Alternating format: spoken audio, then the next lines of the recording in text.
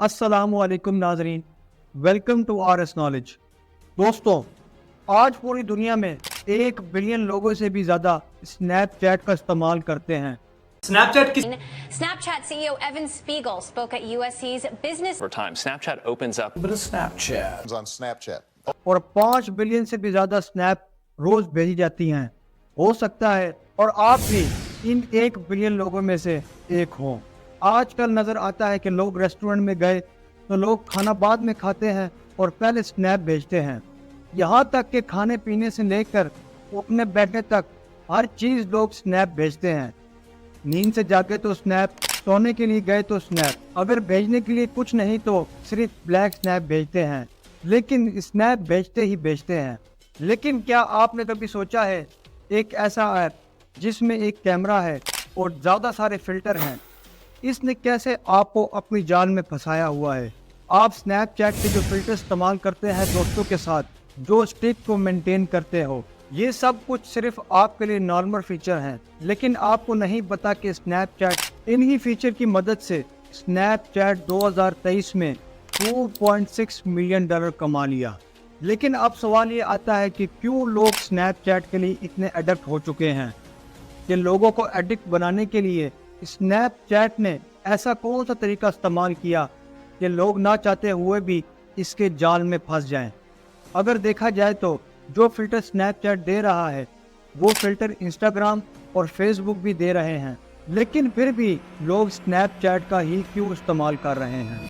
सब कुछ जानेंगे आज की इस वीडियो में, तो वीडियो के साथ आखिर तक बने रहिएगा, क्योंकि आज की वीडियो आप सब के लिए बहुत अहम होने वाली है।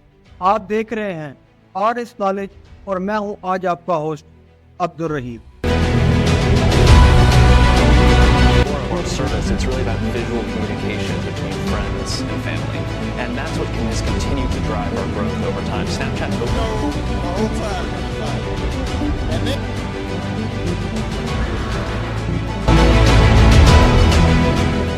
दोस्तों, 2011 में इवान स्पीगल, बॉबी मोर्फे और रेजी ब्राउन, ये 3 दोस्त मिलकर अपने कॉलेज में एक प्रोजेक्ट पे काम करते हैं जिसका नाम है पिकटैबू।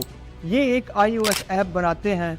अजीब बात यह है कि पहले कुछ महीनों में सिर्फ 127 यूज़र आते हैं। अब 2012 में ये तीनों इस पिकटैबू ऐप का नाम बदलकर स्नैपचैट रख देते हैं और इसको एंड्रॉयड के लिए भी अवेलेबल कर देते हैं।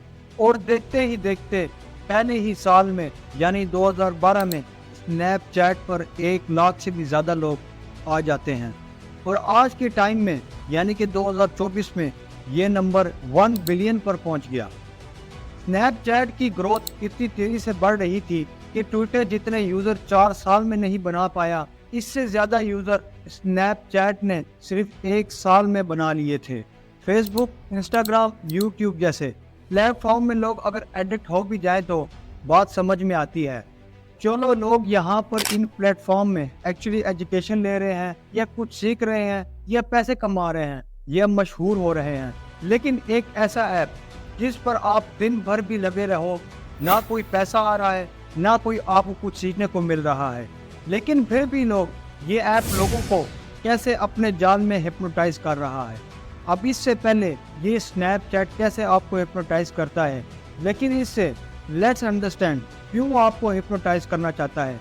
देखिए, स्नैपचैट जो कस्टमर सेगमेंट होते हैं वो 2 तरह के होते हैं, जिसमें एक तो उनका यूज़र है और दूसरा एडवर्टाइजिंग है। Let's me tell you, Snapchat का 99% रेवेन्यू यानी कि एडवर्टाइज़र से आता है। और ये कॉमन सेंस वाली बात है कि एडवर्टाइज़र अपने ब्रांड को प्लेटफॉर्म पर तब लेकर आता है जब इस प्लेटफॉर्म पर ज़्यादा से ज़्यादा एक्टिव यूज़र होंगे। मिसाल के तौर पर 2016 में ट्रैकबॉल एक फास्ट फूड चेन है, उन्होंने अपना एक फ़िल्टर स्नैपचैट पर ऐड करने के लिए स्नैपचैट को $7,50,000 दिए थे। और हैरत की बात यह है कि इनको ऐड के तौर पर एक दिन में 224 मिलियन व्यूज़ आ गए थे। मतलब अगर स्नैपचैट को मोटा पैसा कमाना है तो कुछ भी करके अपने ऑडियंस को स्नैपचैट पर हुक करके रखना ज़रूरी है। अब दोस्तों, स्नैपचैट ने कौन से तरीके लोगों को हुक करने के लिए अपनाए हैं? स्नैपचैट ने 3 माइंड ब्लोइंग तरीके अपनाए हैं। जिसको इस्तेमाल करके ऑडियंस को इस लेवल तक हुक करके रखना है। और ख़ास करके तो तीसरा तरीका है द फिश हुक स्ट्रेटजी। इसको तो बिल्कुल मिस मत करना, क्योंकि वो आपके होश उड़ाने वाले हैं। तो समझते हैं पहली स्ट्रेटजी को, डिस्कवर सेक्शन। दोस्तों 2015 में स्नैपचैट ने एक डिस्कवर नाम का सेशन अपने ऐप पर इंट्रोड्यूस करवाया था। इस डिस्कवर सेक्शन को इंट्रोड्यूस करते ही स्नैपचैट ने 2015 से लेकर वीडियो व्यूज़ में मई से लेकर 2016 तक, यानी कि सिर्फ एक साल में 400% की ग्रोथ हुई थी। पर सवाल यहाँ पैदा होता है कि स्नैपचैट ने एक साल में डिस्कवर सेक्शन में क्या खास बात की। तो देखें, डिस्कवर सेक्शन को लेकर स्नैपचैट ने एक बहुत बड़ा गेम खेला। उन्होंने MTV, डेली मेल और वॉइस जैसे बड़े बड़े मीडिया चैनल के साथ टाइप करके इन्हें इस डिस्कवर सेक्शन में कंटेंट अपलोड करने को कहा। तो यहाँ तक तो फिर भी बात ठीक है, लेकिन ऐसा ऐसा इस डिस्कवर सेक्शन में स्नैपचैट ने अडल्ट कंटेंट दिखाना शुरू कर दिया। आप देख सकते हैं किस तरह की पोस्ट इस सेक्शन में रिकमेंड होना शुरू हो गई थी। अगर देखा जाए तो स्नैपचैट 20% ऑडियंस 13 से 17 की उम्र में है, मतलब कि अंडर 18 है। लेकिन फिर भी स्नैपचैट अपने ऑडियंस की तवज्जो हासिल करने के लिए अभी से ही ऐसी अडल्ट वीडियो अपने ऐप पर दिखाता है। अगर आपने भी ये सेम चीज़ें अपनी स्नैपचैट में देखी हैं तो कमेंट सेक्शन में ज़रूर बताइएगा। और अब जाते हैं सेकंड माइंड ब्लोइंग स्ट्रेटजी की तरफ, माई AI चैटबॉट। दोस्तों 27 फरवरी 2023 को स्नैपचैट ने माई AI नाम चैटबॉट का इंट्रोड्यूस किया था। देखते ही देखते 15 करोड़ लोगों ने इस चैटबॉट को 10 बिलियन मैसेजेस भेजे थे। रिसेंटली स्नैपचैट ने जब इसको इंट्रोड्यूस किया था तो सब लोग इसको लेकर बहुत क्यूरियस थे, लेकिन जब लोगों ने इसके साथ एक्सपेरिमेंट करने शुरू किया तो तब एक बहुत ही शॉकिंग बात सामने आई। कुछ यूज़र ने इस चैटबॉट से जब लोकेशन के बारे में पूछा तो चैटबॉट का रिप्लाई आया कि इसके पास यूज़र की लोकेशन मालूम नहीं है। लेकिन इसी यूज़र ने नियर बाय होटल का पूछा तो चैटबॉट ने नियर बाय होटल रिकमेंडेशन देने लग गया। तो ये फिर कैसे हुआ? यहाँ तक कि आपसे चैटबॉट के साथ आप जो बात करते हैं वो सारा डाटा स्नैपचैट अपने डेटाबेस में सेव कर लेता है। लेकिन इससे स्नैपचैट का क्या फ़ायदा है? तो देखो दोस्तों, आप इस चैटबॉट के साथ जो भी कन्वर्सेशन करते हैं वो इसको इस्तेमाल करके स्नैपचैट AI मॉडल को ट्रेन करता है, अकॉर्डिंग पर पर्सनल ऐड दिखाता है। और ऐसा करने के लिए स्नैपचैट इस चैटबॉट को इस लेवल पर ट्रेन किया हुआ है। आपकी बेगम आपसे इतना प्यार नहीं करती होगी, इससे ज़्यादा प्यार से चैटबॉट आपसे बात करता होगा ताकि आपको स्नैपचैट पकड़ कर रखे। चलो आप आते हैं थर्ड स्ट्रेटजी की तरफ, जिसका नाम फिश हक स्ट्रेटजी है। जैसे मछली को अपने कांटे पर फंसाने के लिए हम कांटे पर चारा लगाते हैं, जिससे अट्रैक्ट होकर मछली कांटे में फंस जाती है और हमारा फ़ायदा होता है। ठीक वैसे ही 5 अप्रैल 2015 को स्नैपचैट ने एक स्पेशल फीचर इंट्रोड्यूस करवाया जिसका नाम था स्नैपस्टिक।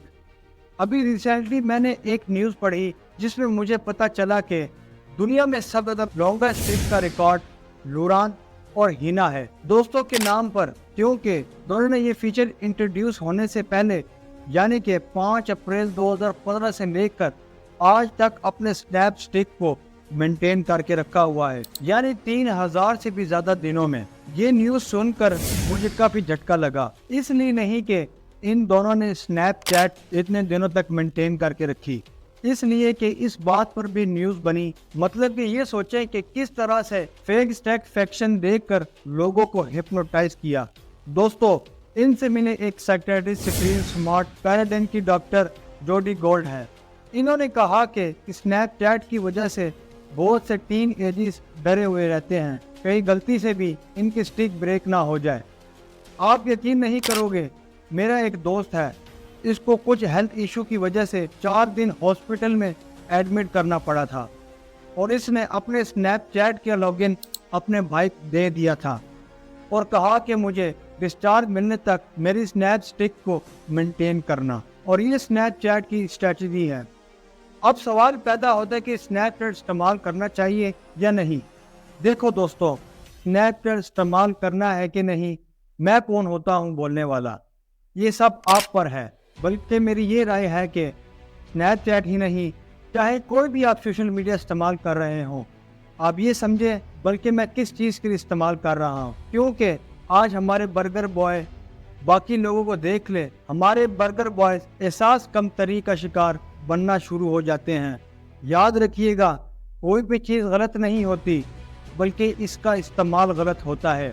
अगर आप सोशल मीडिया इस्तेमाल करते हैं तो RS नॉलेज को सब्सक्राइब करें ताकि आपको कोई नॉलेज हासिल हो सके। अगर वीडियो अच्छी लगे तो लाइक और चैनल को सब्सक्राइब करना ना भूलिएगा। अगली वीडियो के लिए दे मुझे इजाज़त। आपका होस्ट अब्दुल रहीम। अल्लाह हाफ़िज़।